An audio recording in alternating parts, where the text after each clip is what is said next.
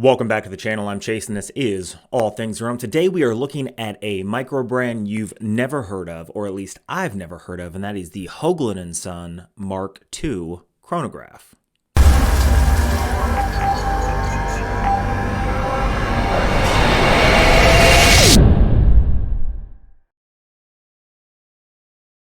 Now, one of the things I really like about a micro brand like Hoglund and Sons is it's not Pagani design. It's not Suggest. It's not 21 Zen. It's not any of these other micro brands that, everybody's heard of and they know they're cheap Chinese. Well, okay, the Seagull ST 1901 column wheel chronograph is not a cheap chronograph. Well, it is a cheaper chronograph, but it is a very high quality, well decorated movement known in the watch community. But what I'm trying to say, I guess, is Hoglund and Sons on the dial just seems a little more fancy. That's what caught my eye when I looked at this watch on eBay. Now, I later learned that Hoglund and Sons is a micro brand from the owner of the YouTube channel Watches on You. So I will leave a link down below to their channel. And I paid for this watch with my own money because I wanted a awesome Seagull column wheel chronograph to wear on my wrist. All that being said, we're going to hop right into the hands-on review, but there's one glaring thing that I want you to look for on the dial that once seen, it's hard to unsee. I'm going to start right off and say that the watch strap on this watch is not the best. That being said, at the very end of the video, I will put it on 4 different watch straps from my watch strap company, Chase Straps, chasestraps.com down below. High quality watch straps. I'm going to be doing 3 different type of leather watch straps and a NATO strap. I'm going to be doing the vintage brown suede, the vintage gray suede, the high quality Italian calf leather, vintage style leather watch strap in the mocha. Then I'm going to be doing a black herringbone NATO, again, all from my watch strap company, Chase Straps. So let's just go ahead and hop right into the review. The watch is a reverse panda dial with a black main dial and white subdials at the 3 o'clock position and the 9 o'clock position. The watch is very reminiscent of a classic chronograph with timeless lines and a simplistic design. The case is made from 316L solid stainless steel with a see-through case back. The case is finished in a high polish with a standard crown at the 3 o'clock position and pushers at the 2 o'clock and 4 o'clock position. The lugs are finished in the same high polished with a nice slope that tapers downward.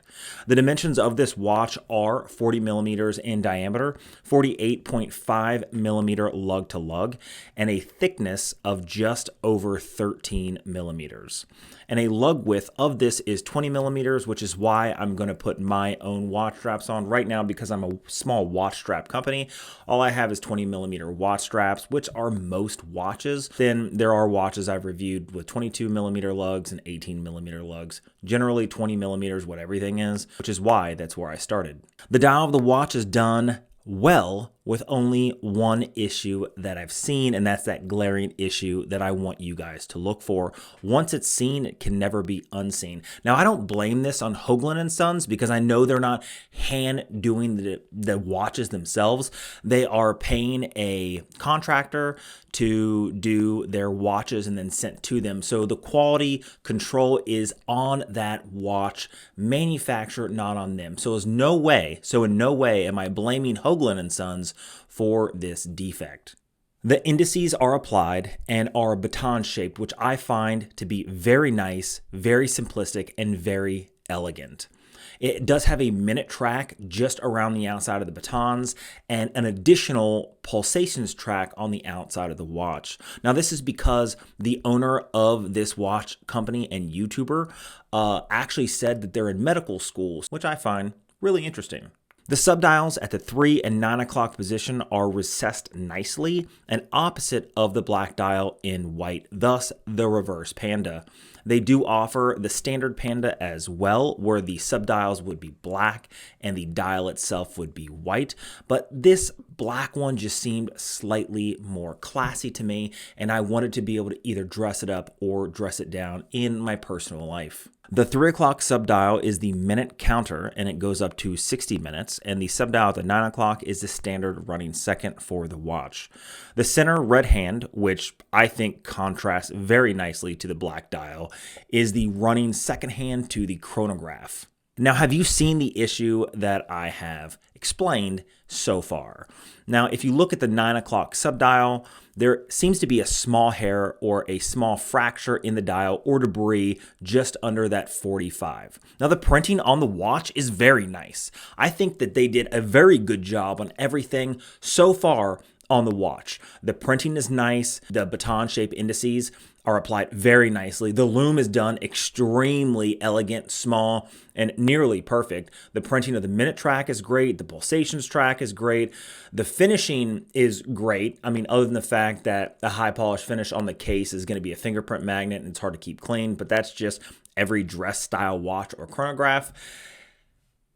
Everything is done very nicely. And then you see this little defect and it kind of takes away from everything else. You're like, okay, did someone just miss it completely? Again, I don't blame this on Hoglund and Sons at all. I think it is just a quality control of the manufacturer. And I'm going to take apart the watch myself and I'm going to go ahead and do a cleaning of the dial because, I'm able to do that. The one thing that bothers me is not everybody's able to do this. Now, I could have reached out to Hoglund and Sons and said, hey, can you replace this because there's a defect on the dial? And I have no doubt that they would. The only reason I'm doing this review and mentioning it is because there's a possibility that you could have a watch for the next year and you just don't notice something like that. For me, I always look at things. Watches are my passion. I always look at the dial extremely close. I look at everything really close. When it comes to the open case back on the rear with that Seagull 1901, like I love the column wheel chronograph. Like I love all the functions of the watch, the functionalities. I love the elegance, the design. And because of that, I tend to pay attention to the details. So I'm just mentioning it not because it is a downfall to Hoglund and Sons. I just have to mention it because it was on the watch that I purchased with my own money. Now, for the reason you should definitely buy this watch. Now, this watch I bought on eBay for $250. That's a really good deal on a watch with a Seagull ST 1901 column wheel chronograph. Now, if you guys know the history of the Seagull column wheel chronograph, basically, it is an actual Swiss chronograph that was purchased. The rights were purchased by Seagull. The design was purchased by Seagull. And even the machinery used to build the movements themselves were purchased by Seagull from a company called Venus. So basically, you're getting a Swiss column wheel chronograph movement just manufactured in China from the same Swiss equipment in your watch. So it's a fraction of the cost of the next. I think the cheapest Swiss column wheel chronograph I was able to find was $1,500. So you're getting it at a fraction of the cost of the next cheapest column wheel chronograph offered by a Swiss watch company. Now, the 40 millimeter diameter of the watch fits perfectly on my 7.25-inch wrist. The watch strap of this watch is made from genuine leather. It does have a nice texture on the outside, and it is soft, and it does fit on the wrist quite nicely. I don't know what kind of quality leather it has. I wasn't able to find any type of description of the leather used, but I can tell you that as I've only worn it on my wrist for a few weeks, you can see that it does have some wear on one of the holes in the watch strap. So I can kind of foresee if I had this for 3 months and I was wearing it every single day all the time, the watch strap is going to break down pretty quick. I don't blame, again, Hoglund and Sons for this at all. Watch straps are just one of those things where they may seem nice in the beginning and then, they break down quickly over time. I can tell you that if you look at a watch strap company like Movement or Vincero, where you're buying these cheap Chinese watches that are quartz, and they have even worse leather on their watches, you're paying the same cost as you would a Hoglund and Sons, and it's got the column wheel chronograph, and it's got a beautiful timeless design. I would just say replace the watch strap. And if you're going to replace the watch strap, you might as well do it with a watch strap from my watch strap company, Chase Straps. Now, again, what I'm going to do is do a quick changeover of these watch straps so you have an idea of different watch straps on this chronograph. Now, the chronograph is beautiful, and it does have that elegant and timeless design.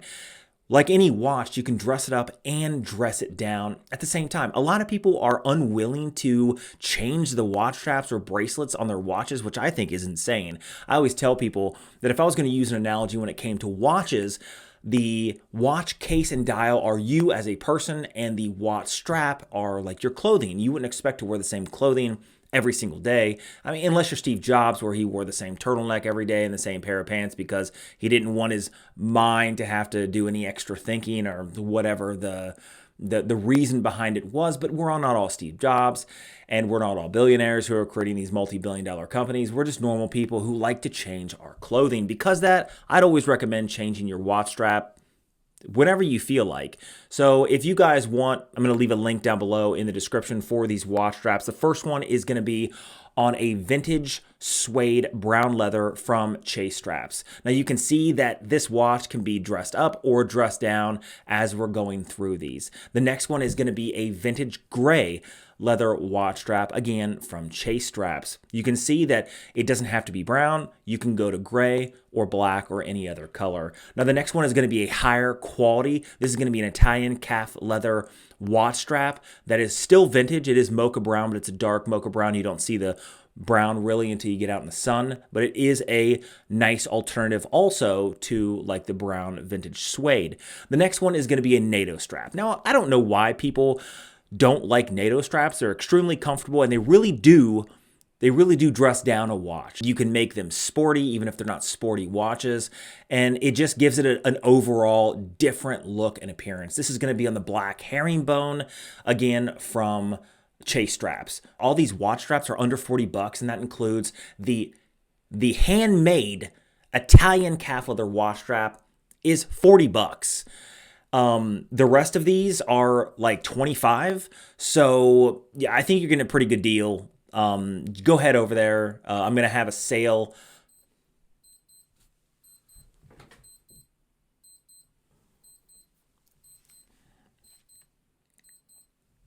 The cost of having a bunch of watches there are going off.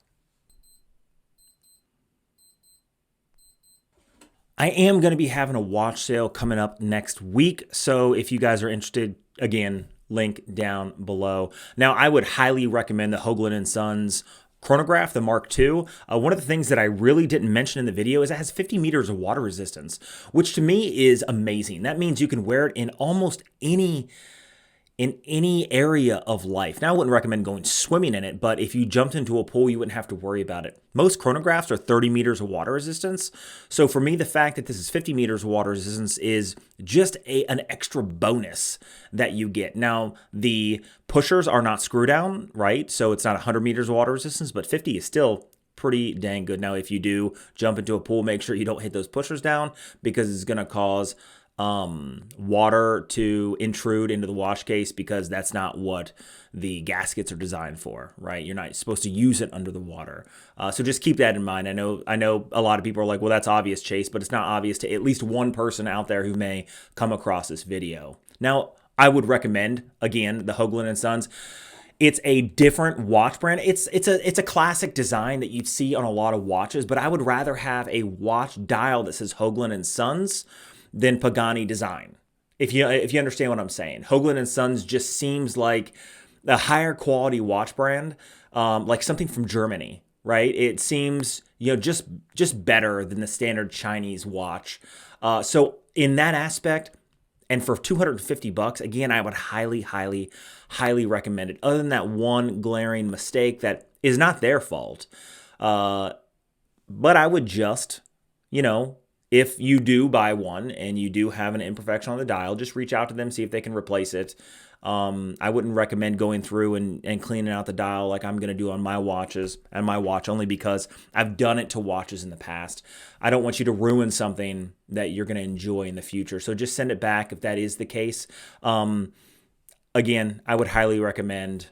Now, if you like videos and videos like this, hit that subscribe button down below. Leave a comment of the content you guys would like to see on this channel. I have a lot of watch videos coming up in the future to include this Cartier tank from my fiance. I also have an alternative to the Cartier tank, which is this Casio tank. So you have a $3,000 watch, or you can get a $40 watch. We're going to do a comparison on those. I just have a lot of stuff coming up in the future, so make sure you guys are hitting that notification bell so you can be notified when I drop all of these videos. Until next time.